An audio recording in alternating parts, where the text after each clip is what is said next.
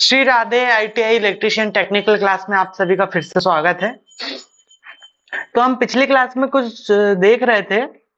पिछली क्लास में हम कुछ आर्मेचर वाइंडिंग के बारे में पढ़ रहे थे। आर्मेचर वाइंडिंग के बारे में जैसे कि लैप बाइंडिंग होती है, लैप बाइंडिंग होती है, दूसरी होती है वेब बाइंडिंग होती है ना। एक होती है डमी बाइंडिंग। तो इस हिसाब से हम इसमें डमी बाइंडिंग या डमी कॉइल इसे बोलते हैं, है ना। तो पिछली क्लास में हम आर्मेचर जनरेटर डीसी जनरेटर में हम आर्मेचर के बारे में पढ़ रहे थे। आर्मेचर बाइंडिंग के बारे में हम यहाँ पे पढ़ाई कर रहे थे। अब हम एक बार फिर से लैप बाइंडिंग और वेब बाइंडिंग को डिटेल में समझेंगे और अच्छे से समझने की कोशिश करेंगे, है ना। पहले तो मैं नॉर्मली आपको उसको इंट्रोडक्शन करवाया था पिछली क्लास में। हमारा इससे इंट्रोडक्शन हमारा हुआ था कि आर्मेचर में लैप बाइंडिंग होती है, दूसरी होती है वेब बाइंडिंग होती है, और ये कैसे क्या होती है, इसमें पिच क्या होती है, फ्रंट पिच क्या होती है, बैक पिच क्या होती है, कम्यूटेटर पिच क्या होती है, रिजल्टेंट पिच क्या होती है। तो आज की क्लास में हम पढ़ाई करेंगे और सीखेंगे, है ना, और समझेंगे अच्छे से। जैसा कि आप सबको पता है कि हम क्या कर रहे हैं यहाँ पे, कॉम्पिटेटिव एग्जाम की तैयारी कर रहे हैं। तो कॉम्पिटेटिव एग्जाम की तैयारी कर रहे हैं तो हमें कॉम्पिटेटिव एग्जाम के हिसाब से हमें थ्योरेटिकल क्लास में पढ़ना है। हम हल्का हल्का तो आईटीआई में भी पढ़ लेते हैं, नहीं भी पढ़ते तो पास हो जाते हैं, लेकिन कॉम्पिटेटिव एग्जाम में कोई भरोसा नहीं होता है कब कहाँ से कौन सी क्लास से कौन से चैप्टर से कौन सा पॉइंट पूछेगा। तो हमें इसकी कोई विशेष जानकारी नहीं होती है, इसलिए हम पूरी तरीके से छोटी से छोटी चीज को भी हम पढ़ने की और समझने की कोशिश करेंगे, है ना। तो शुरू करते हैं आज की क्लास। तो हमारे पास हम आर्मेचर में कितने प्रकार की वाइंडिंग करते हैं। हम आर्मेचर में जनरेटर के डीसी जनरेटर के आर्मेचर, हमारा चैप्टर चल रहा है डीसी जनरेटर, है ना। तो डीसी जनरेटर के आर्मेचर में हम कितने प्रकार की वाइंडिंग करते हैं। तो भैया हम डीसी जनरेटर की वाइंडिंग में हम पहले तो करते हैं लैप बाइंडिंग, फिर दूसरी होती है हमारी वेब बाइंडिंग। तो लैप बाइंडिंग और वेब बाइंडिंग, लैप बाइंडिंग मतलब एक के ऊपर एक, है ना। लैप बाइंडिंग का मतलब एक के ऊपर एक, और वेब बाइंडिंग का मतलब कंटिन्यू, वेब वेब मतलब तरंग। तो अब इसको हम डायग्राम के हिसाब से भी समझते हैं और पूरा डिटेल में आप समझने की कोशिश करते हैं कि लैप बाइंडिंग और वेब बाइंडिंग क्या होती है ना। तो लैप बाइंडिंग क्या होती है पहले देखते हैं। हमारी एक ये कॉइल है, हमने इसको यहां से बनाना शुरू किया, ठीक है। यहां से बनाना शुरू किया, ये कंप्लीटली हमारी एक कॉइल बनी, ठीक है। अब इसी के ऊपर से, इसी के ऊपर हमने, इसके ऊपर हमने ये चढ़ा दिया,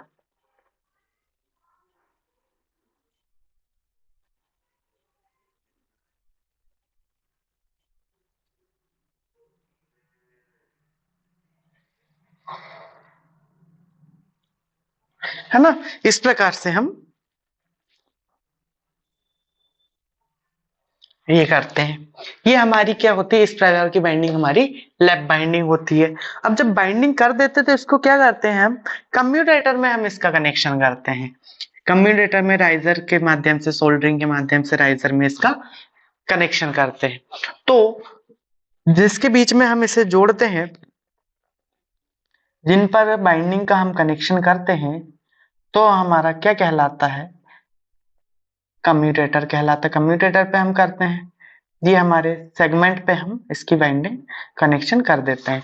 तो ये क्या है, हमारा कम्यूटेटर है। तो एक सेगमेंट पे हमने यहाँ पे कनेक्शन सोल्डरिंग के माध्यम में कम्यूटेटर के राइजर पे हमने इसका ऐसा कनेक्शन कर देते हैं, ठीक है। अब दूसरा क्या होता है हमारे पास, एक होती है वेब बाइंडिंग। तो वेब बाइंडिंग क्या होती है, हमने यहां से एक कॉइल बनाना शुरू किया, दूसरा ये हुआ, ये हमारी बनी, फिर उसके बाद में दूसरी कॉइल ये हो गई, दूसरी कॉइल यहां से शुरू होगी, है ना। दूसरी कॉइल इस प्रकार से शुरू होगी, एक और कॉइल बना देते हैं, टेढ़ी हो गई है, अपनी ड्राइंग क्या थोड़ी उतनी अच्छी है नहीं है ना, तो अपन सिर्फ कोशिश करते हैं कि आप लोग को अच्छे से समझ में आ जाए।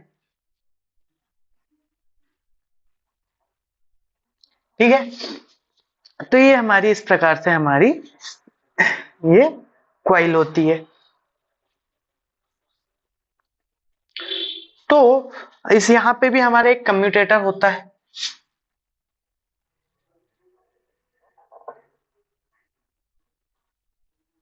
यहाँ पे भी हमारे पास एक कम्यूटेटर होता है ना।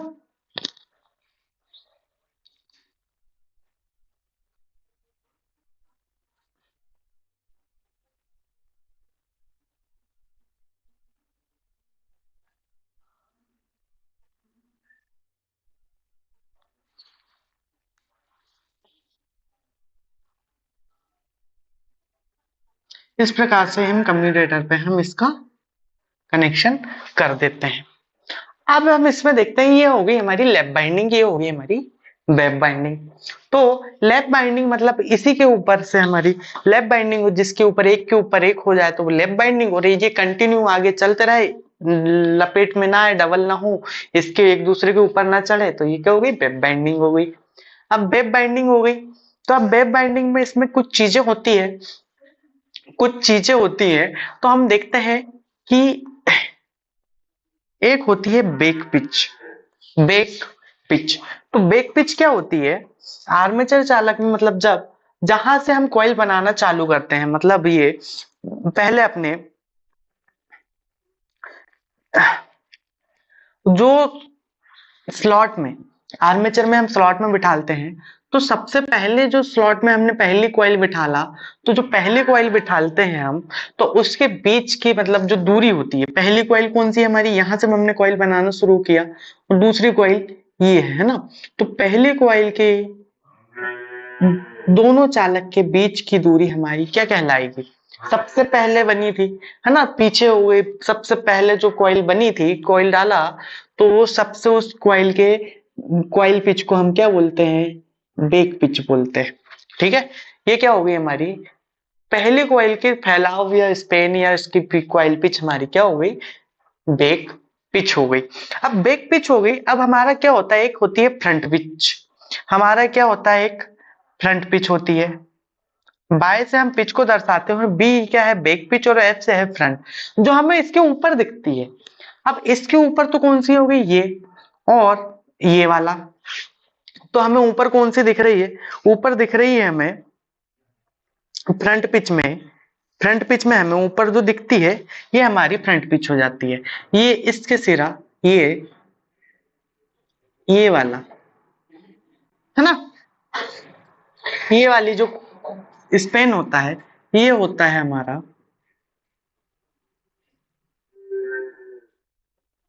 फ्रंट पिच, है ना, ये होती है हमारी फ्रंट पिच।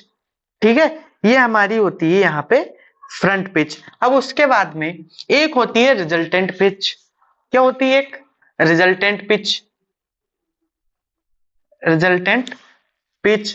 तो फ्रंट पिच हम किसे बोलेंगे, पहले कॉइल के दूसरा कंडक्टर, ये पहला कॉइल का दूसरा कंडक्टर हो गया, पहला कॉइल का ये दूसरा कंडक्टर हो गया, और दूसरी कॉइल का पहला कंडक्टर, पहली कॉइल का दूसरा कंडक्टर जो है ये हो गया, और दूसरी कॉइल का पहले कंडक्टर के बीच की दूरी क्या कहलाती है, हमारी फ्रंट पिच कहलाती है। अब हम रिजल्टेंट पिच देखेंगे, तो रिजल्टेंट पिच होती है आर्मेचर की दो कॉइल है, आर्मेचर की जो दो कॉइल है, जो लगातार शुरू होने वाली कॉइल के बीच की दूरी, है ना, कंडक्टर के मध्य की दूरी, प्रारंभिक कंडक्टर, जो कंडक्टर मतलब कॉइल शुरू हो रही है, उनके दोनों कॉइल के प्रारंभिक सिरे के बीच की दूरी क्या होगी।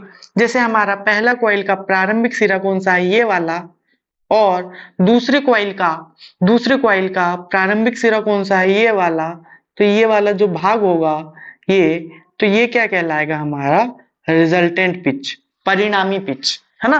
तो ये हो गया, तो अब परिणामी पिच, अब इसका फॉर्मूला क्या बन जाएगा परिणामी पिच का, ये ये बड़ा वाला क्या है, बेक पिच, ये यहां से यहां तक की दूरी कितनी है, बाई वी, बेक पिच इसको बोलते हैं।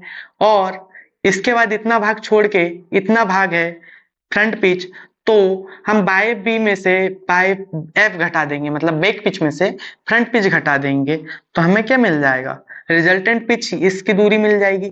ठीक है, तो ये हमारा रिजल्टेंट पिच का फॉर्मूला होता है बैक पिच माइनस क्या हो जाएगा, फ्रंट पिच।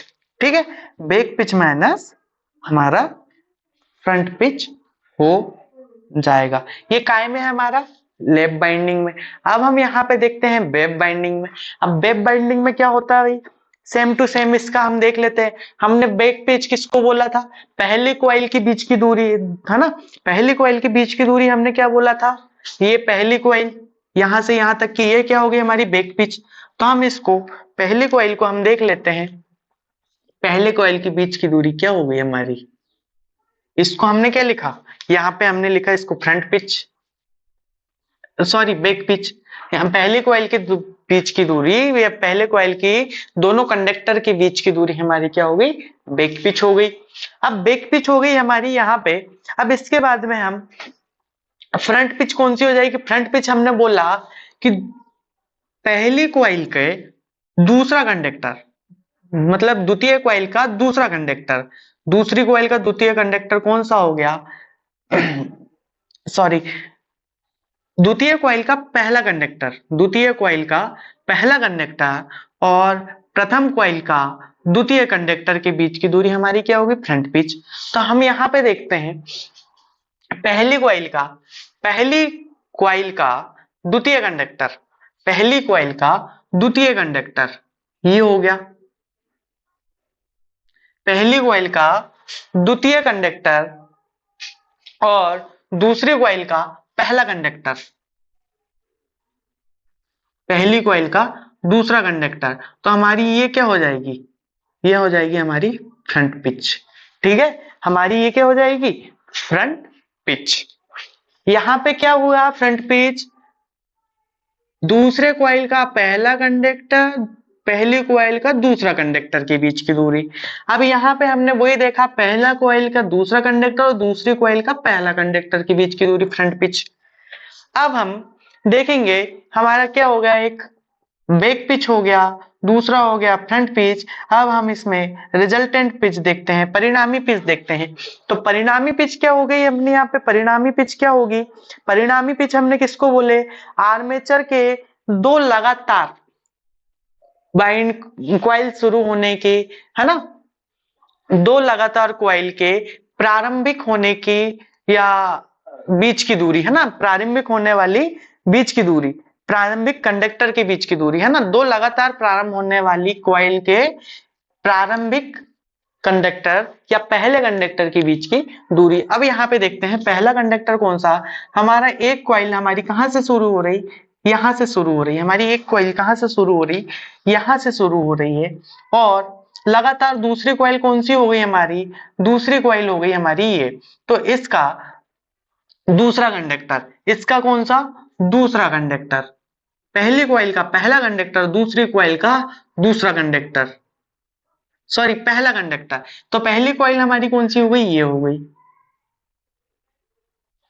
ठीक है, कंफ्यूज नहीं होना है, पहली कॉइल का पहला कंडक्टर और लगातार दूसरी शुरू होने वाली कॉइल का पहले कंडक्टर के बीच की दूरी हमारी क्या कहलाती है, रिजल्टेंट पिच, है ना। हमारी दूसरी कॉइल कौन सी शुरू हो रही, ये हो रही है ना, दूसरी कॉइल हमारी ये शुरू हो रही है ना। अब फ्रंट पिच हमने क्या बोला था, पहली कॉइल का दूसरा सिरा दूसरी कॉइल का पहला सिरे के बीच की दूरी, दूसरी कॉइल का पहला सिरा ये हो गया, दूसरी कॉइल का पहली कॉइल का दूसरा सिरा, पहली कॉइल का दूसरा सिरा ये हो गया, और दूसरी कॉइल का पहला सिरा ये हो गया, तो इन दोनों के बीच की दूरी फ्रंट पिच हो गई। अब दूसरी कंडीशन में ये है रिजल्टेंट पिच, पहली कॉइल मतलब तो लगातार कॉइल यदि शुरू हो रही है तो उन दोनों कॉइल के पहला कंडक्टर, दोनों कॉइलों का पहला कंडक्टर, यहाँ पे क्या हुआ था, एक कॉइल यहां से शुरू हो रही, दूसरी कॉइल यहां से शुरू हो रही, दोनों कंडक्टर के बीच की दूरी ये हो गई। अब हमारी पहली कॉइल यहां से शुरू हुई, दूसरी कॉइल हमारी यहां से शुरू हुई, तो इन दोनों के पहले कंडक्टर के बीच की दूरी हमारी रिजल्टेंट पिच हो गई, है ना। तो अब यहाँ इसका फॉर्मूला क्या बन जाएगा, रिजल्टेंट पिच। तो ये फ्रंट पिच और बैक पिच के दोनों की ये दूरी है, यहां से फ्रंट पिच बैक पिच यहाँ पे खत्म हुई और फ्रंट पिच यहीं से शुरू हुई, तो इसका क्या हो जाएगा, back pitch plus front pitch. तो ये हमारा एक फॉर्मूला यहाँ पे बन जाएगा। तो नॉर्मली हमारा कभी कभी क्या पूछता है कि वेब बाइंडिंग में रिजल्टेंट प्लस रिजल्टेंट पिच, जो परिणामी पिच है, रिजल्टेंट पिच है, तो इसका फॉर्मूला क्या होगा। तो ये 3-4 फॉर्मूले दे देते हैं, तो हमारा इसमें हमारा जो सही होता है back pitch plus front pitch का योगफल हमारा ये होगा क्या, रिजल्टेंट पिच। और यदि लैप बाइंडिंग की बात करें तो बैक पिच और हमारा फ्रंट पिच का अंतर जो होगा वो रिजल्टेंट पिच होगा लैप बाइंडिंग में, है ना। तो इसमें अंतर होता है और इसमें योगफल होता है, तो हमें ये याद रखना होता है ना, ये इंपॉर्टेंट है, एग्जाम में आता है। तो ये पिच क्या होती है, बैक पिच क्या होती है, फ्रंट पिच क्या होती है, रिजल्टेंट पिच क्या होती है, हमने समझ गए, है ना। फिर से एक बार मैं रिवाइज करवा देता हूँ, कोई दिक्कत नहीं, फिर से समझ लेंगे, हमें बार बार समझना, पढ़ना है, प्रैक्टिस करना है ना।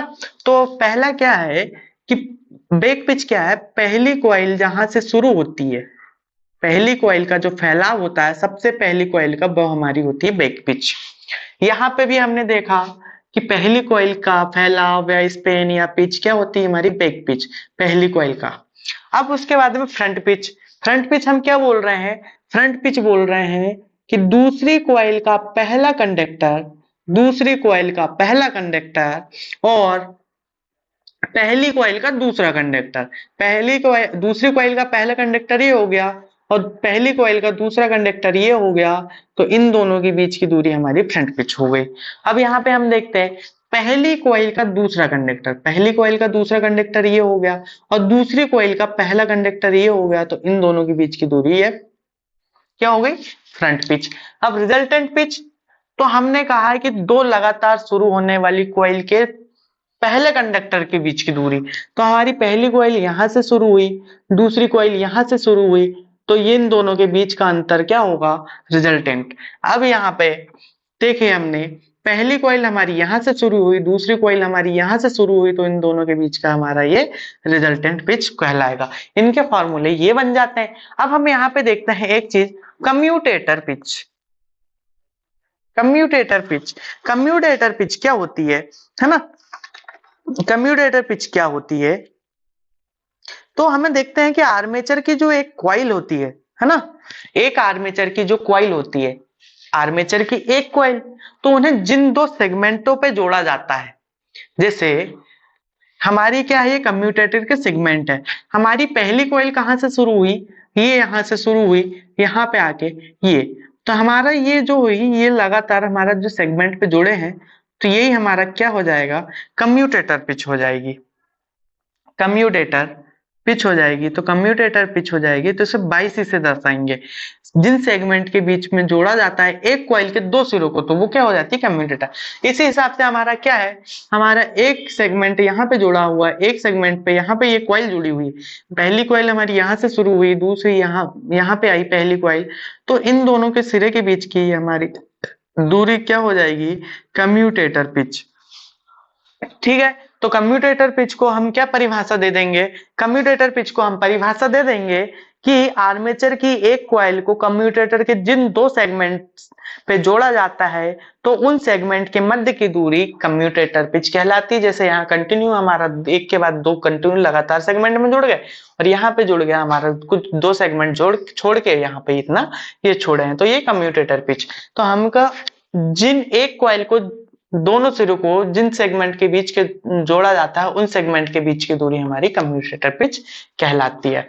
तो हम इसमें परिभाषा नोट करेंगे, तो परिभाषा मैं बोलते जा रहा हूं, आप नोट कर लीजिए, परिभाषा आप नोट कर लीजिए। सबसे पहले डालिए बैक पिच, सबसे पहले साइड हेडिंग बैक पिच। तो हम बोलेंगे बैक पिच में आर्मेचर चालक के पद में, आर्मेचर चालक के पद में, आर्मेचर चालक के पद में वह दूरी जिसे आर्मेचर चालक के पद में वह दूरी जिसे आर्मेचर कॉइल सबसे पहले प्राप्त करती है। आर्मेचर कॉइल सबसे पहले प्राप्त करती है, बेक पिच कहलाती है। बेक पिच कहलाते हैं। बेक पिच कहलाती है। यह कॉइल पिच के बराबर होती है। यह कॉइल पिच के बराबर होती है। अब नेक्स्ट पॉइंट लिखेंगे front pitch. Next side heading front pitch. Front pitch, front pitch में हम क्या लिखेंगे? फ्रंट पिच में हम लिखेंगे आर्मेचर के प्रथम कॉइल, आर्मेचर के प्रथम कॉइल, आर्मेचर के प्रथम कॉइल के द्वितीय कंडक्टर, आर्मेचर के प्रथम कॉइल के द्वितीय कंडक्टर और द्वितीय कॉइल के प्रथम कंडक्टर, द्वितीय कॉइल के प्रथम कंडक्टर के मध्य की दूरी, के मध्य की दूरी फ्रंट पिच कहलाती है। के मध्य की दूरी फ्रंट पिच कहलाती है। अब हम नेक्स्ट लिखेंगे, साइड हेडिंग लिखो रिजल्टेंट पिच। रिजल्टेंट पिच इसको हिंदी में बोलते हैं परिणामी पिच, है ना, रिजल्टेंट पिच। तो रिजल्टेंट पिच का हम कैसे दर्शाते? बाय आर से, है ना, और बैक पिच को दर्शाते बाय बी से और फ्रंट पिच को दर्शाते हैं बाय एफ से। ठीक है, याद रहेगा। अब उसके बाद में रिजल्टेंट पिच में लिखो, रिजल्टेंट पिच में आप लिखो आर्मेचर की दो लगातार, आर्मेचर की दो लगातार कॉइल के प्रारंभिक कंडक्टर के मध्य की दूरी, आर्मेचर कॉइल के लगातार दो प्रारंभिक कंडक्टर के बीच की दूरी रिजल्टेंट पिच कहलाती है। रिजल्टेंट पिच कहलाती है। अब इसके बाद में नेक्स्ट लिखो side heading commutator pitch. Commutator pitch, commutator pitch. Commutator pitch में लिखो आर्मेचर की एक कॉइल, आर्मेचर की एक कॉइल के दोनों सिरे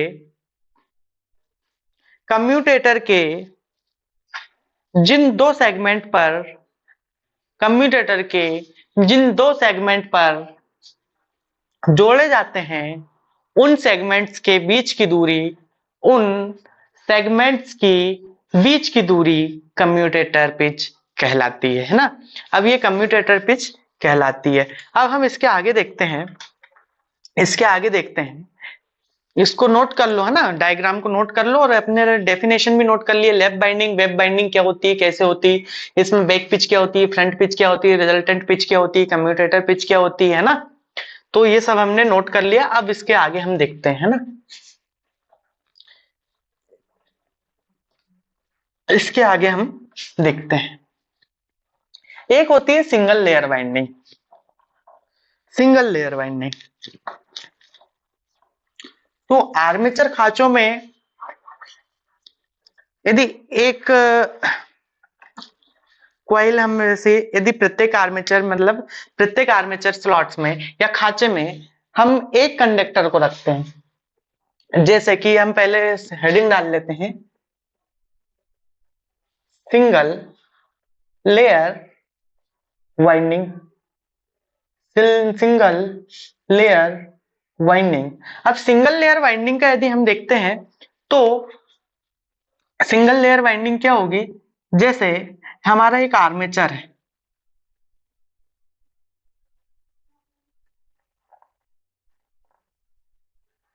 आर्मेचर में स्लॉट्स बने हैं,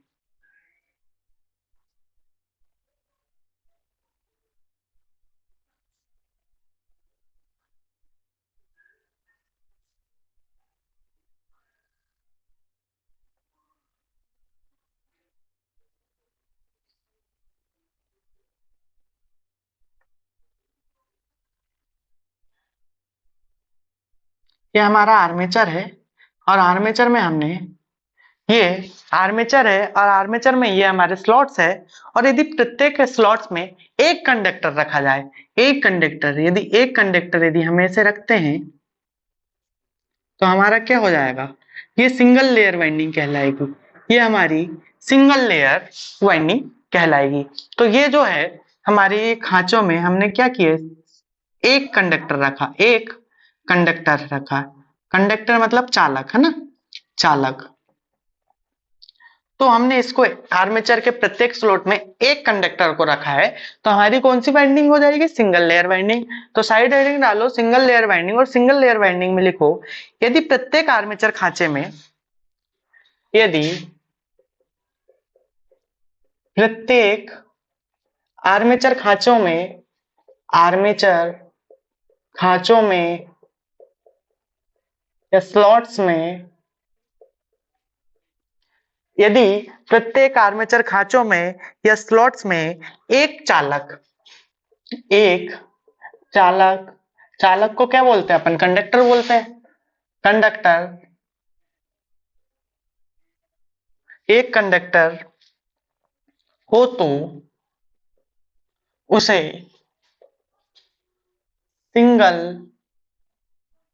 लेयर वाइंडिंग कहते हैं, सिंगल लेयर वाइंडिंग कहते हैं।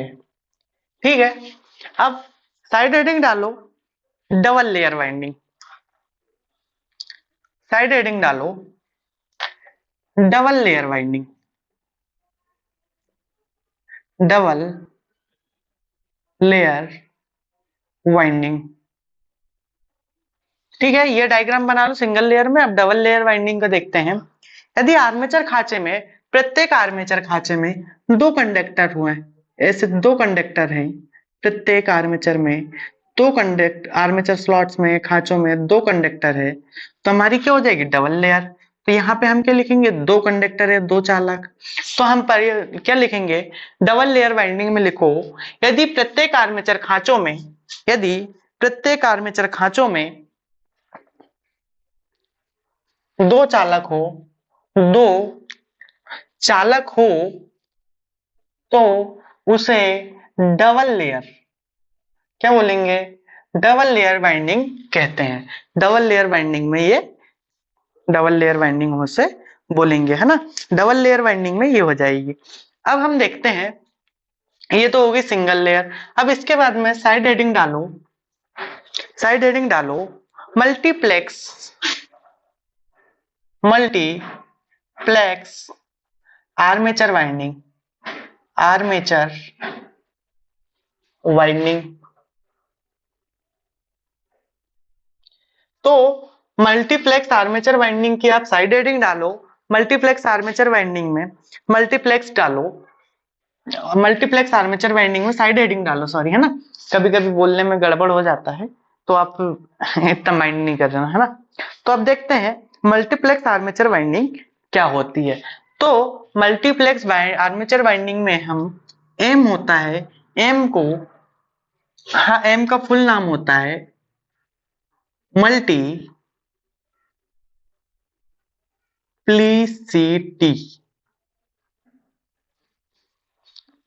मतलब मल्टीप्लेक्स गुणांक। ठीक है, या मल्टीप्लेक्स कोफिशिएंट बोल सकते हैं, गुणांक बोल सकते हैं, मल्टीप्लिसिटी हम इसको एम से दर्शाते हैं, तो ये इंपॉर्टेंट होता है। अब जैसे हम देखते हैं यहाँ पे हमारे पास एक कम्यूटेटर है ना, हम एक कम्यूटेटर बनाते हैं, आर्मेचर,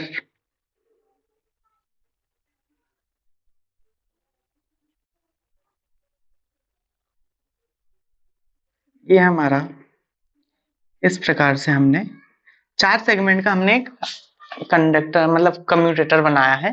अब कम्यूटेटर में हमने बाइंडिंग की है, आर्मेचर में बाइंडिंग किया, आर्मेचर के इसमें कनेक्शन किए। तो हम देखते हैं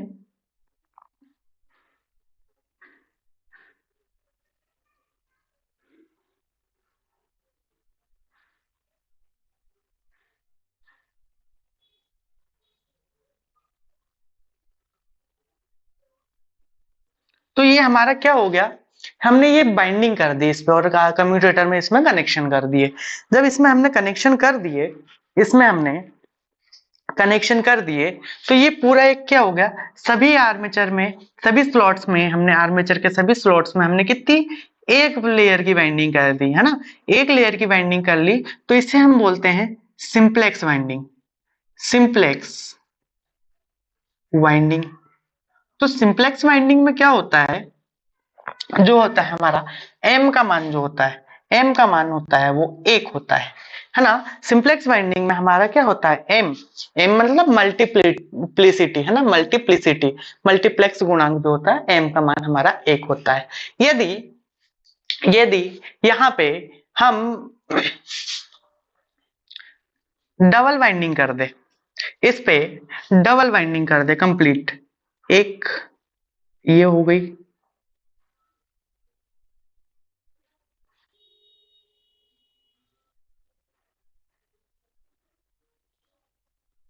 ये डबल वाइंडिंग हो गई, तो इसको बोलते हैं हम डुप्लेक्स वाइंडिंग, इसको बोलते हैं हम डुप्लेक्स वाइंडिंग, डुप्लेक्स वाइंडिंग। तो डुप्लेक्स वाइंडिंग में हमारा क्या होता है, डुप्लेक्स वाइंडिंग में एम बराबर हमारा दो, मतलब दो लेयर, दो लेयर की वाइंडिंग हो गई। अब यदि हम इसमें एक और वाइंडिंग कर दे,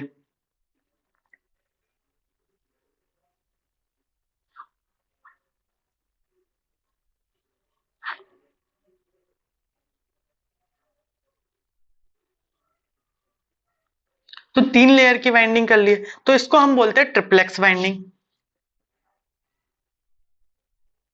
ट्रिप्लेक्स वाइंडिंग।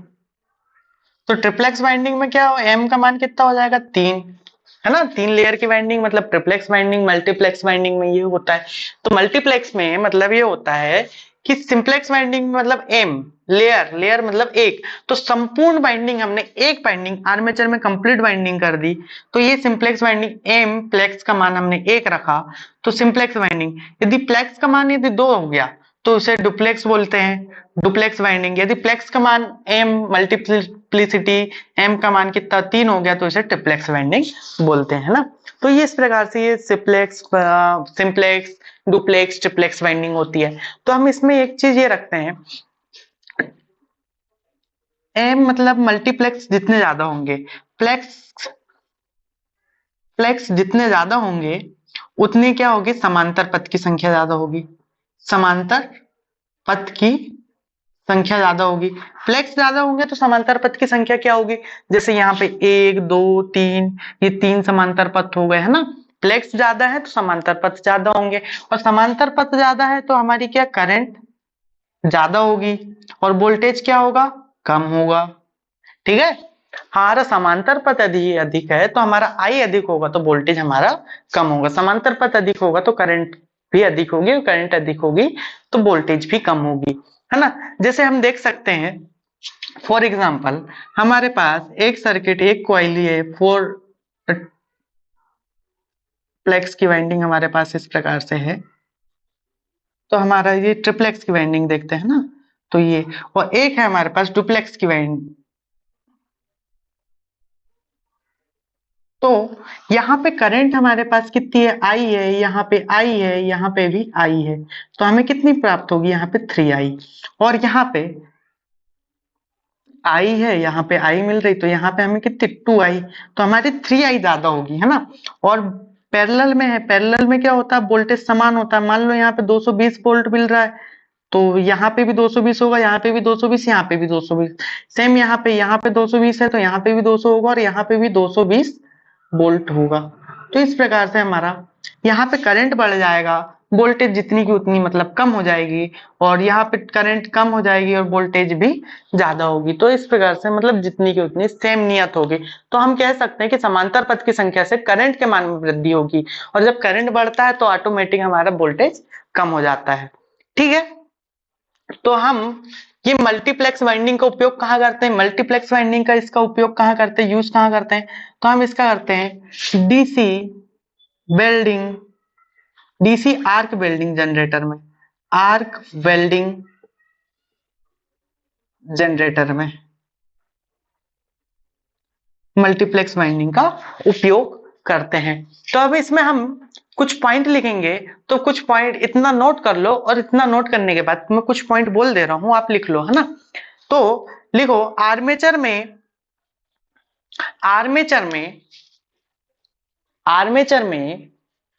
संपूर्ण बाइंडिंग का आर्मेचर बाइंडिंग का एक संपूर्ण सेट, आर्मेचर बाइंडिंग का एक संपूर्ण सेट सिंपलेक्स आर्मेचर बाइंडिंग कहलाता है।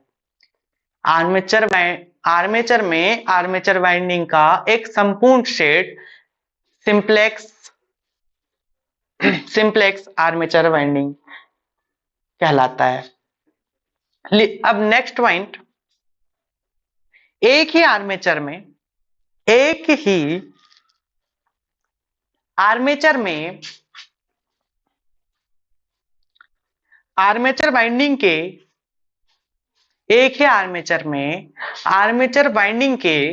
एक से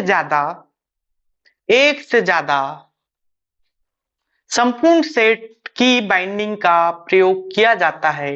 एक से ज्यादा संपूर्ण सेट की बाइंडिंग का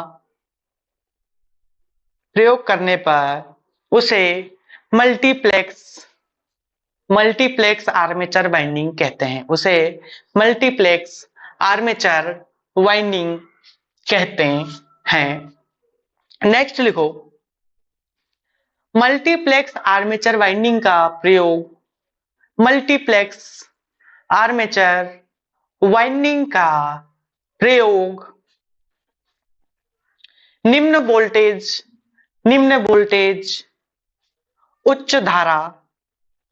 निम्न वोल्टेज उच्च धारा प्राप्त करने के लिए करते हैं। किसका? मल्टीप्लेक्स आर्मेचर बाइंडिंग का प्रयोग निम्न वोल्टेज उच्च धारा प्राप्त करने के लिए करते हैं। इस प्रकार के जनरेटर का उपयोग, इस प्रकार की बाइंडिंग या जनरेटर का उपयोग डीसी आर्क वेल्डिंग वाले जनरेटर में करते हैं। इस प्रकार के बाइंडिंग का प्रयोग डीसी आर्क वेल्डिंग वाले जनरेटर में करते हैं, है ना। अब इसके बाद में हम देखते हैं लैप बाइंडिंग और वेब बाइंडिंग के कुछ टर्म्स होते हैं। तो लैप बाइंडिंग और वेब बाइंडिंग के कुछ टर्म्स देखते हैं। लैप बाइंडिंग और वेब बाइंडिंग के कुछ टर्म्स देखते हैं कि इसमें क्या होता है ना, इसे नोट कर लो। तो लैप बाइंडिंग और वेब बाइंडिंग के जनरेटर या आर्मेचर में हम देखते हैं, लैप बाइंडिंग के जनरेटर और वेब बाइंडिंग के जनरेटर हमने जैसे 4 पोल के लिए हैं। जैसे 4 पोल है हमारा, एक N हो गया, S हो गया, N हो गया, ये S हो गया। यहाँ पे भी हमारा N हो जाएगा, ये S हो जाएगा, ये N हो जाएगा, ये S हो जाएगा, है ना। ये 4 पोल के हमने जनरेटर या आर्मेचर को हमने लिया है। जब हमने आर्मेचर को यहाँ पे लिया है तो हम इसमें देखेंगे कि लैप बाइंडिंग में कार्बन, सबसे पहले हम देखते हैं समांतर पथ की संख्या। लैप बाइंडिंग में समांतर पथ की संख्या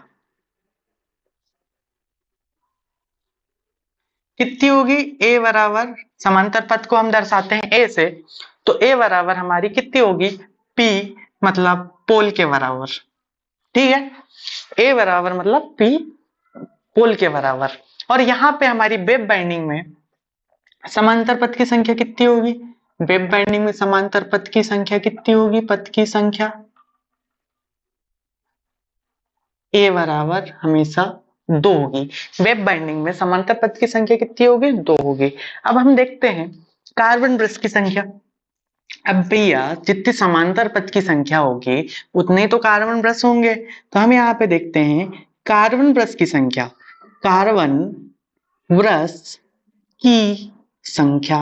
कार्बन ब्रश की संख्या कितनी होगी भैया? जितने पोल होंगे या जितने समांतर पथ की संख्या होगी उतनी कार्बन ब्रश की संख्या होगी। हमारे पास हमारा पोल के बराबर है तो हम यहाँ पे P लिख देते हैं ना, मतलब जितने पोल होंगे उतने ही हमारा कार्बन ब्रश होंगे। अब यहाँ पे हम देखते हैं दूसरे, यहाँ पे कार्बन ब्रश कितने होंगे भैया? जितने समांतर पथ की संख्या होगी। तो कार्बन वृक्ष की संख्या कितनी है भैया यहाँ पे अपनी, जितनी समांतर पथ की संख्या, समांतर पथ की संख्या कितनी है 2, तो कार्बन वृक्ष की संख्या भी 2 होगी। अब देखते हैं मल्टीप्लेक्स बाइंडिंग में, मल्टीप्लेक्स बाइंडिंग में मल्टीप्लेक्स मल्टीप्लेक्स लैप बाइंडिंग लिख देते हैं ना, मल्टीप्लेक्स लैप बाइंडिंग।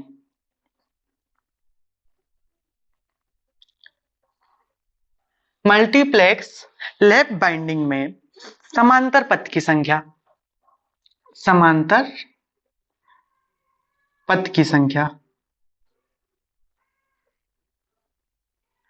अब यहाँ पे समांतर पथ की संख्या भर बढ़ेगी लेकिन कार्बन वृक्ष की संख्या नहीं बढ़ेगी, है ना, कार्बन वृक्ष की संख्या नहीं बढ़ेगी कि यहाँ की हम प्लेक्स की बात कर रहे हैं, मल्टीप्लेक्स की बात कर रहे हैं, तो मल्टीप्लेक्स में हमारे कार्बन वृक्ष की संख्या हम नहीं बढ़ाएंगे। तो ये कितने होगी, जैसे नॉर्मल समांतर सामान्य समांतर पथ की संख्या कितनी होती है, पोल के बराबर, पी के बराबर, और प्लेक्स क्या होता है, तो प्लेक्स मल्टीप्लिसिटी जो गुणांक होता है, मल्टीप्लेक्स गुणांक उसका अपन यहाँ पे गुणा कर देते हैं। सिंप्लेक्स रहा तो हम 1 कर देंगे, डुप्लेक्स रहा तो हम 2 कर देंगे, ट्रिप्लेक्स रहा तो 3 लिख कर देंगे, m की वैल्यू 3 रख देंगे, है ना। तो इस प्रकार से अब यहाँ पर भी हम क्या कर देते हैं, मल्टीप्लेक्स वेव बाइंडिंग में, वेव वाइंडिंग में समांतर पथ की संख्या, समांतर पथ की संख्या, समांतर पथ की संख्या कितनी हो जाएगी मल्टीप्लेक्स वेव बाइंडिंग में, तो हमारी पहले कितनी थी, 2 थी, अब मल्टीप्लेक्स की बात हो रही तो इससे क्या कर दो, हम m को गुणा कर दो, मल्टीप्लेक्स गुणांक को। यदि सिंप्लेक्स पूछेगा तो हम m का मान 1 रख देंगे, डुप्लेक्स पूछेगा तो 2 रख देंगे, और ट्रिप्लेक्स पूछेगा तो हम m का मान 3 रख देंगे। तो इस प्रकार से m क्या हो जाएगा हमारा, m क्या है, मल्टीप्लेक्स गुणांक, मल्टीप्लेक्स गुणांक, है ना। तो क्या होता है, सिंप्लेक्स के लिए 1, 2, डुप्लेक्स के लिए 2, ट्रिप्लेक्स के लिए 3 होता है। अब इसके बाद में हम देखते हैं समांतर पथ, जैसे समांतर पथ की संख्या यदि बढ़ती है, समांतर पथ की संख्या बढ़ती है तो मल्टीप्लेक्स यहाँ पे क्या होगा, मल्टीप्लेक्स में पोल जैसे 4 है, 4 पोल है, मल्टीप्लेक्स यदि 2 रहा तो यहाँ पे समांतर पथ की संख्या वेव बाइंडिंग की तुलना में यहाँ पे हमारी बढ़ जाएगी। जब यहाँ पे समांतर पथ की संख्या बढ़ जाएगी तो हमारा क्या होगा, धारा बढ़ जाएगी।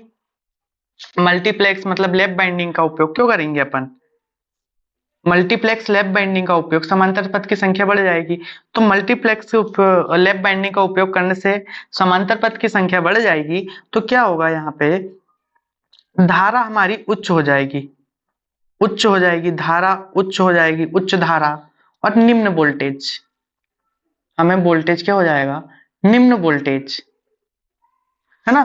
तो निम्न वोल्टेज के लिए हम मल्टीप्लेक्स लैप बाइंडिंग का उपयोग करते हैं,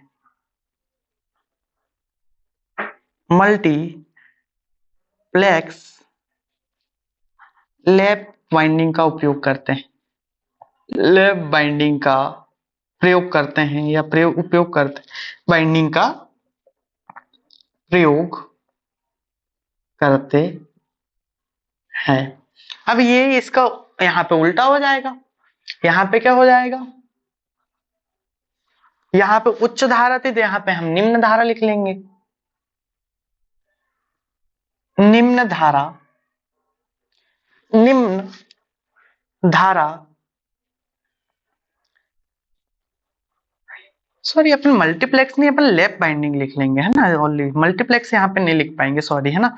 उच्च धारा निम्न वोल्टेज के लिए हम लैप बाइंडिंग का प्रयोग करते हैं, और निम्न धारा उच्च वोल्टेज के लिए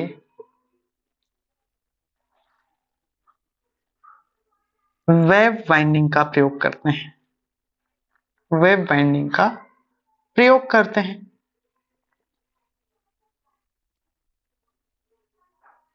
ठीक है, तो क्या है, उच्च धारा निम्न वोल्टेज के लिए लैप बाइंडिंग का उपयोग करते हैं और निम्न धारा और उच्च वोल्टेज के लिए वेब बाइंडिंग का उपयोग करते हैं। तो ये हमारे लैप बाइंडिंग और वेब बाइंडिंग में कुछ डिफरेंस है, कुछ डिफरेंस होते हैं, तो ये हमें याद रखना है ना। हमारे साथ एक चीज और, एक बात और होती है, एक चीज और होती है लैप बाइंडिंग और वेब बाइंडिंग में, तो हम आगे अभी देखते हैं। तो इसका एक क्वेश्चन हम देख लेते हैं न्यूमेरिकल, उसके बाद में हम जो आगे मैं आपको बताना चाह रहा हूं कि इसमें जो पोल की संख्या है, जो पोल की संख्या है उसके बराबर में समांतर पथ की भी संख्या होती है। तो इसका हम जब ईएमएफ समीकरण देखेंगे, जनरेटर का ईएमएफ समीकरण देखेंगे, तो उस समय में समांतर पथ और पोल की संख्या का कैसा यूज करते हैं और किसमें क्या होता है, तो मैं अभी आगे बताऊंगा, है ना। तो उससे पहले हम एक देखते हैं न्यूमेरिकल, देखते हैं एक छोटा सा न्यूमेरिकल देखते हैं लैप बाइंडिंग और वेब बाइंडिंग में के कैसे न्यूमेरिकल हमें एग्जाम में छोटे छोटे न्यूमेरिकल पूछ लेते हैं। तो नोट करो, 4 पोल,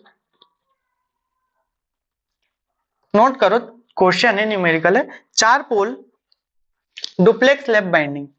क्वेश्चन है 4 पोल डुप्लेक्स लैप बाइंडिंग,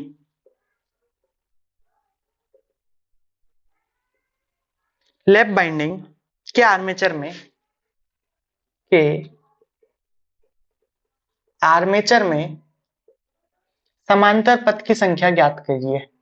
समांतर पथ की संख्या ज्ञात कीजिए। तो हमारे यहाँ पे समांतर पथ की संख्या क्या हो जाएगी, हमें दिया है 4 पोल और डुप्लेक्स लैप बाइंडिंग। तो सबसे पहले हम देखेंगे, यहाँ पे हमें लैप बाइंडिंग दिया गया है। जब हमें यहाँ पे लैप बाइंडिंग दिया है तो लैप बाइंडिंग में समांतर पथ की संख्या कितनी होती है, पोल की संख्या के बराबर। ठीक है, लैप बाइंडिंग में पोल की संख्या, समांतर पथ की संख्या कितनी होती है, पोल के बराबर, पोल की संख्या के बराबर। हमें पोल कितना दिया है, 4, तो हम यहाँ पे लिख लेंगे 4 पोल। अब ए, तो समांतर पथ की संख्या को तो हम ए से दर्शाते हैं। अब पूछा है किसमें, डुप्लेक्स में। डुप्लेक्स मतलब मल्टीप्लेक्स बाइंडिंग है, तो डुप्लेक्स में एम का मान कितना हो जाता है, तो एम का मान हो जाता है 2, तो हमारा कितना समांतर पथ की संख्या कितनी हो जाएगी, 8। तो हमारा आंसर क्या होगा, 8 हो जाएगा, समांतर पथ की संख्या 8 है। यदि अब नेक्स्ट क्वेश्चन लिख लो, नेक्स्ट क्वेश्चन लिख लो, नेक्स्ट क्वेश्चन क्या है, 4 पोल डुप्लेक्स वेब बाइंडिंग, यहां पे लेप की जगह वेब बाइंडिंग यदि हो जाए, वेब बाइंडिंग के आर्मेचर में समांतर पथ की संख्या ज्ञात कीजिए। तो हमारे किस में था, ये हमारा था लेप में, अब लेप बाइंडिंग में ये था।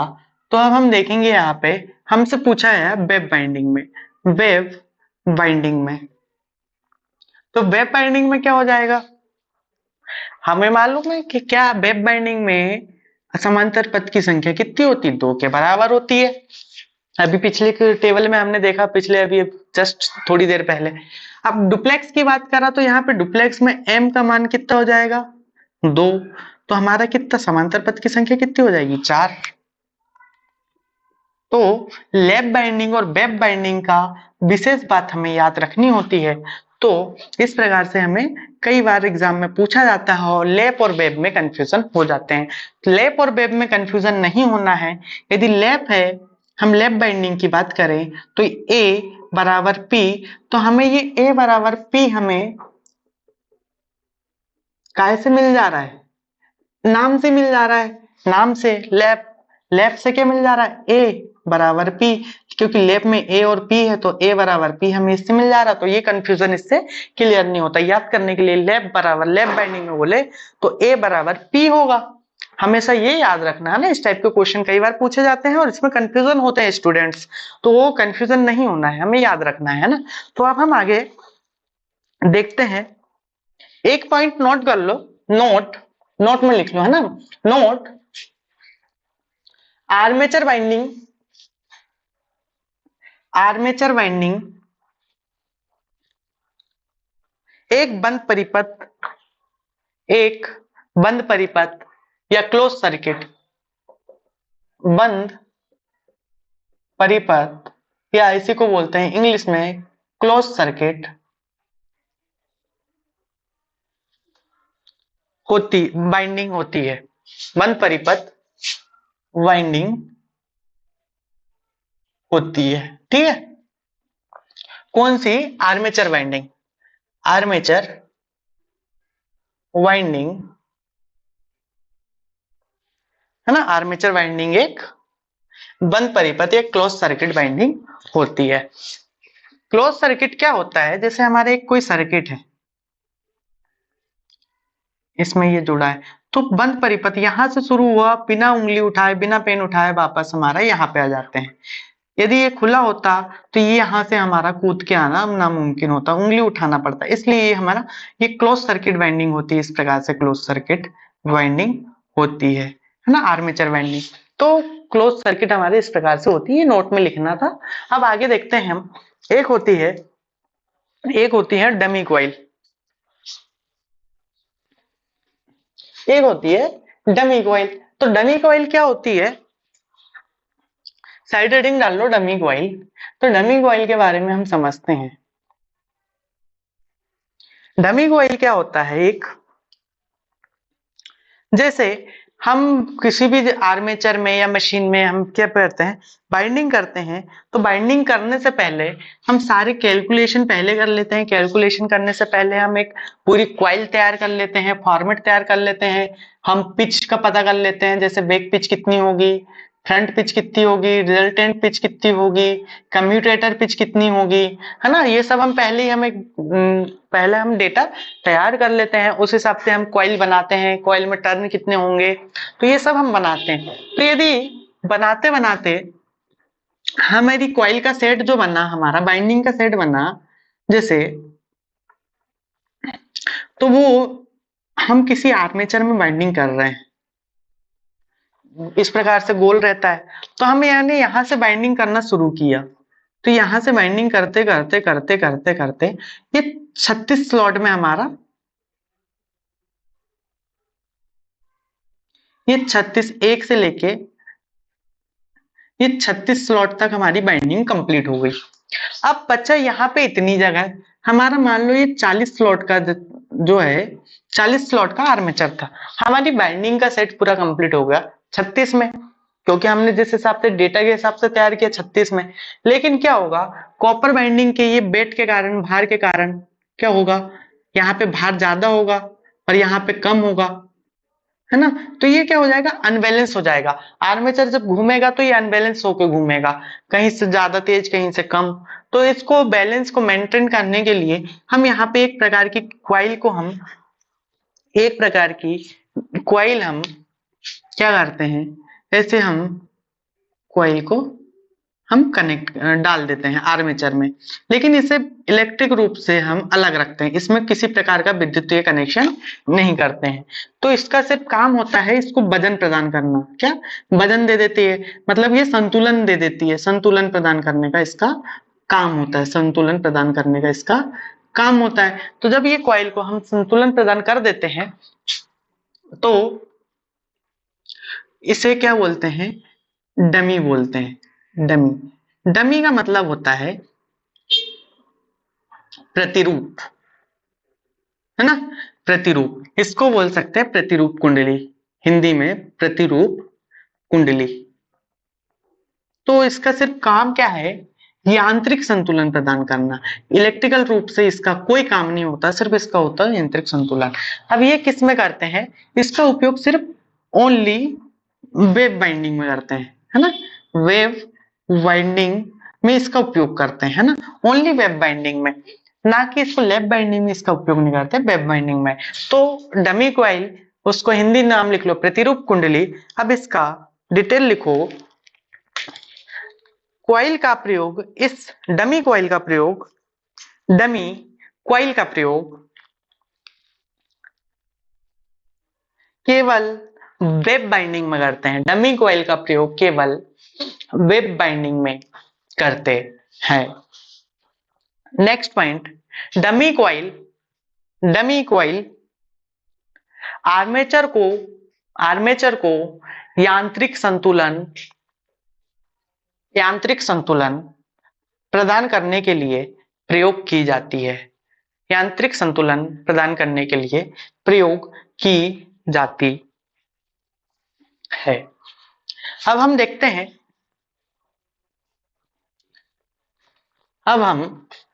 हैं, डीसी जनरेटर का ईएमएफ समीकरण। अब हम देखते हैं डीसी जनरेटर का ईएमएफ समीकरण। तो डीसी जनरेटर का ईएमएफ समीकरण क्या होता है? साइड हेडिंग डाल लेंगे, डीसी जनित्र या जनरेटर का ईएमएफ, है ना, ईएमएफ इक्वेशन मतलब इसी को क्या बोलते हैं? समीकरण। इक्वेशन को हिंदी में क्या बोलते हैं? समीकरण, है ना। तो इसमें कुछ पॉइंट है, उसे नोट कर लो। जैसे क्या है, इसका गणना हम जो करते हैं, ये प्रत्येक काय में करते हैं? प्रत्येक समांतर पथ के लिए करते हैं। जितना एक समांतर में हो, एक परिपथ पथ में होगा, तो उतना ही दूसरे पथ में भी हमारा ईएमएफ उत्पन्न होगा, है ना। तो इजी होता है यह उत्पन्न हमारा क्या होता है? ईएमएफ होता है, जनरेटिंग ईएमएफ। इसे इजी से दर्शाते हैं। तो इजी क्या होता है? प्रत्येक समांतर पथ में उत्पन्न ईएमएफ।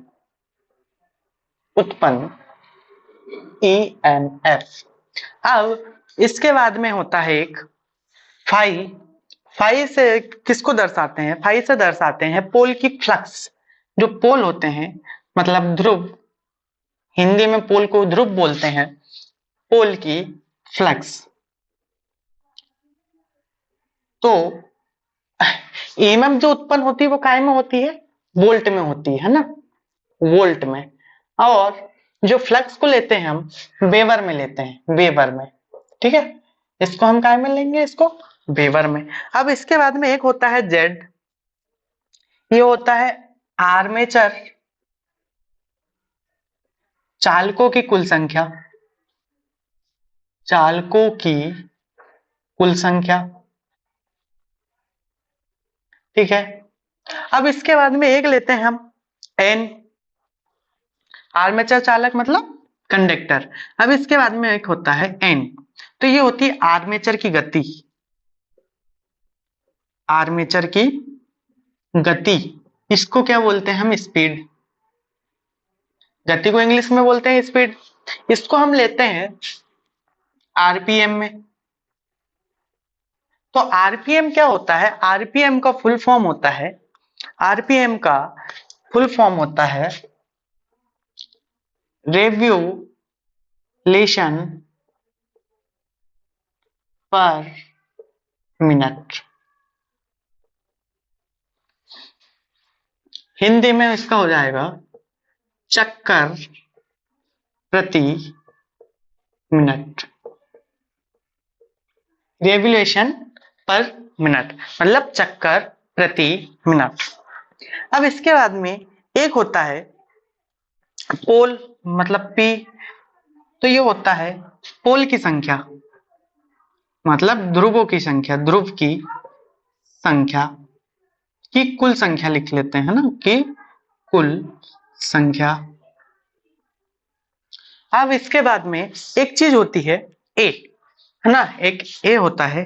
तो ये होता है समांतर पथ की कुल संख्या। ये इसका होता है समांतर पथ की कुल संख्या। अब ये तो होगा इसका किसको क्या बोलते हैं, किसको क्या में लेते हैं।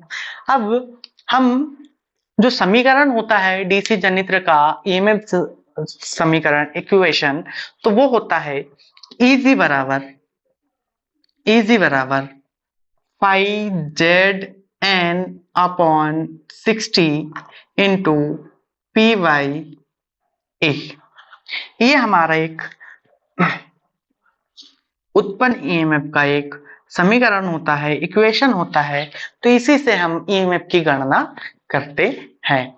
तो phi Z N upon 60 into P upon A, इस समीकरण से हम क्या करते हैं, पूरी जनरेटिंग ईएमएफ की गणना कैलकुलेशन करते हैं।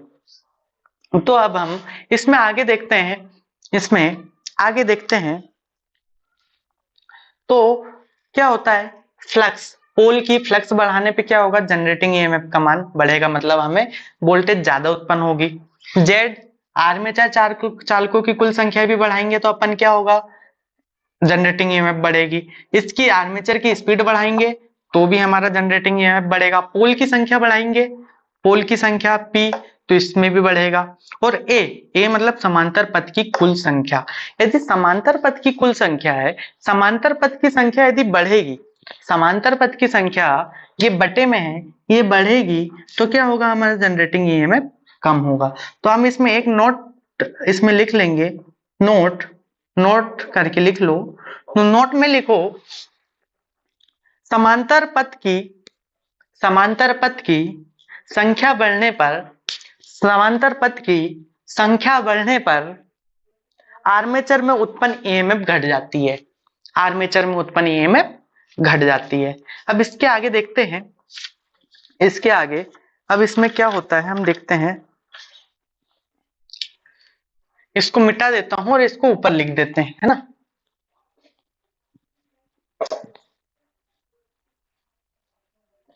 अपने पास बोर्ड छोटा है, नॉर्मल बोर्ड है, डिजिटल बोर्ड नहीं है, तो थोड़ा सा एडजस्ट करना पड़ता है ना। इसको नोट कर लेना, यदि जिसने नोट नहीं किया होगा वो बैक जाके थोड़ा रिवर्स करके नोट कर लेगा, है ना। तो हमारा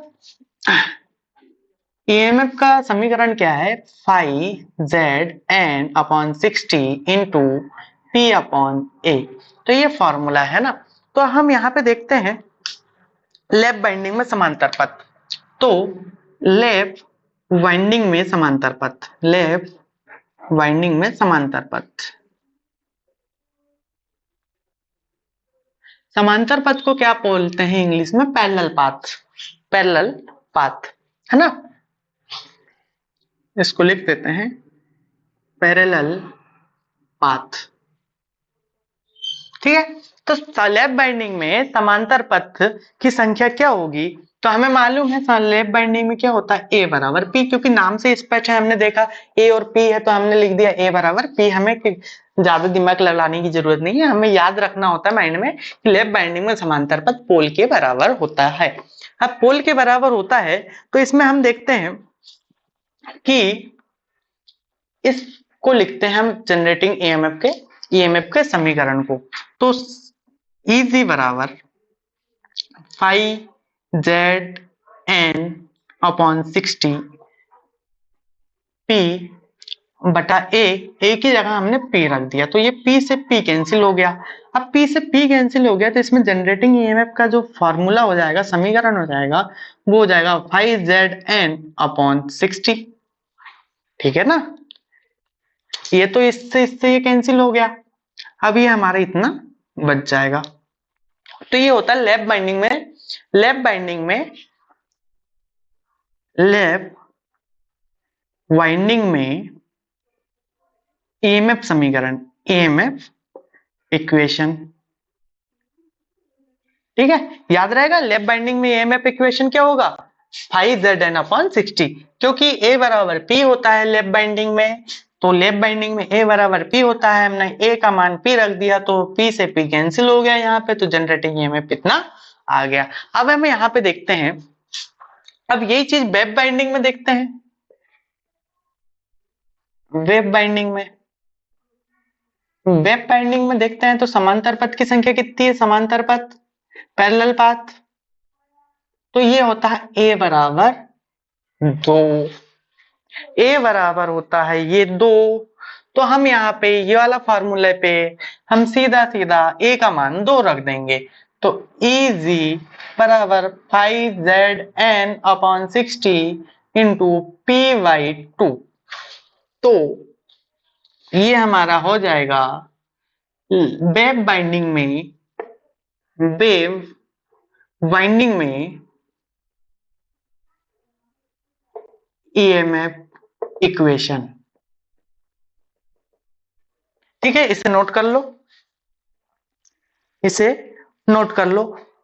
फिर उसके बाद में कुछ डेफिनेशन कुछ पॉइंट में बोल देता हूं, वो आप लिख लेना है ना।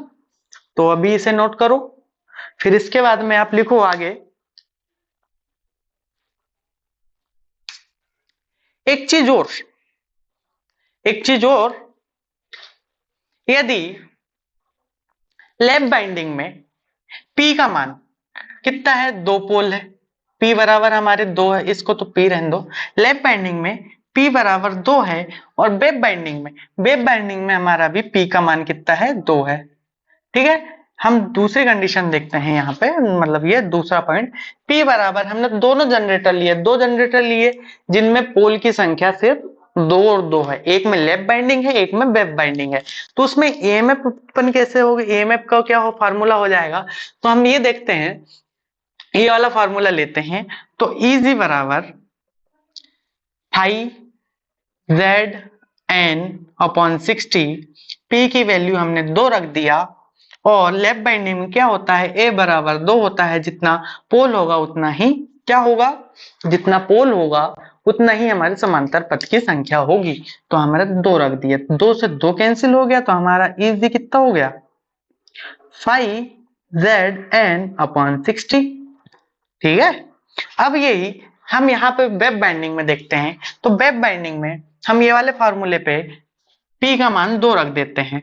तो 5Zn/60, P का मान 2 है, और हमारा ये क्या है, पैरेलल पेज की संख्या A बराबर कितनी होती है, 2, वेब बाइंडिंग में 2 होती है, तो हमने A की वैल्यू 2 रख दिया, 2 से 2 कैंसिल, तो हमारा क्या हो जाएगा, Eg बराबर 5Zn/60, है ना। तो ये दो पोल के लिए, दो पोल के लिए क्या होता है, इसमें दोनों का मान बराबर होता है, दोनों में उत्पन्न EMF का मान बराबर एक समान होता है। ठीक है, अब इसमें नोट करो, इसमें नोट करो, दो पोल की संख्या के लिए, ये नोट करने के बाद लिखो, दो पोल की संख्या के लिए, दो पोल की संख्या के लिए लैप और वेब बाइंडिंग के जनरेटर में, लैप और वेब बाइंडिंग के जनरेटर में या आर्मेचर में उत्पन्न EMF का मान समान होता है, उत्पन्न EMF का मान समान होता है। अब नेक्स्ट पॉइंट लिखो, दो से अधिक, दो से अधिक, अब यहाँ पे यदि पोल ज्यादा होंगे, 2 से अधिक होंगे, जैसे यहाँ पे मान लो 4 पोल है, तो हम पोल का मान 4 रखेंगे, तो कितना होगा, यहाँ पे 2 से 2 बार कटेगा, तो यहाँ पे 2 आ जाएगा। और यदि, सॉरी, ये 4 हो जाएगा, पोल 4 हो जाएंगे, सॉरी सॉरी सॉरी, है ना। तो ये हमारा जब पोल का मान हमने 4 रख दिया, तो पोल का मान हमने 4 रख दिया, समांतर पथ कितने हो जाएंगे, पोल के बराबर हो जाएंगे, P के बराबर, तो हमारा ये 4 आ जाएगा, तो ये 4 से 4 कैंसिल हो जाएगा, तो हमारा क्या हो जाएगा, ये फॉर्मूला, मतलब जो उत्पन्न EMF होगी 5Zn/60। अब यहाँ पे वेब बाइंडिंग में देखते हैं, तो P/2 हमारा ये फॉर्मूला है, तो P का मान हमने यहाँ पे 4 रख दिया, और पैरेलल पाथ की संख्या 2 है, तो ये 2 से 2 तो गुणा में कितना बचेगा, 2, तो ये दुगना हो जाएगा, ये कम हो जाएगा, है ना। लैप बाइंडिंग में उत्पन्न EMF कम उत्पन्न होगा, वेब बाइंडिंग में उत्पन्न EMF अधिक होगा। ठीक है, तो लिखो, 2 से अधिक पोल होने पर, 2 से अधिक पोल होने पर वेब बाइंडिंग में, वेब बाइंडिंग में कॉमा लैप बाइंडिंग की तुलना में अधिक EMF उत्पन्न होता है, लैप बाइंडिंग में की तुलना में अधिक EMF उत्पन्न होता है ना। वेब बाइंडिंग में अधिक होगा, लैप बाइंडिंग में कम होगा। ठीक है, कंफ्यूजन नहीं होना है, ये फॉर्मूले से हमने यहाँ पे रख के चेक किया, तो इसमें 2 गुना होगा, इसमें ज्यों का त्यों होगा, है ना, क्योंकि A बराबर P होता है, लैप बाइंडिंग में A बराबर P होता है, तो जबकि P/A होता है, तो हम P की वैल्यू P रख देते, तो ये P से P कैंसिल हो जाता है, जबकि यहाँ पे पैरेलल पाथ की संख्या 2 होती है, और पोल की संख्या बढ़ाने पे, यहाँ पे पोल की संख्या बढ़ाने पे वेब बाइंडिंग में हमारा क्या हो जाता है, EMF का मान बढ़ जाता है। ठीक है, अब देखते हैं, अब देखेंगे हम अगली क्लास में, अगली क्लास में हम इसके कुछ न्यूमेरिकल होंगे, और रनिंग अवस्था में, रनिंग अवस्था में क्या क्या परिवर्तित कर सकते हैं, कैसे परिवर्तित कर सकते हैं रनिंग अवस्था में, जनित्र का, डीसी जनरेटर का हमारा ईएमएफ समीकरण क्या होता है, कैसे हम इसको बनाएंगे, तो हम अगली क्लास में हम देखेंगे। तो अगली क्लास में हम देखेंगे रनिंग अवस्था में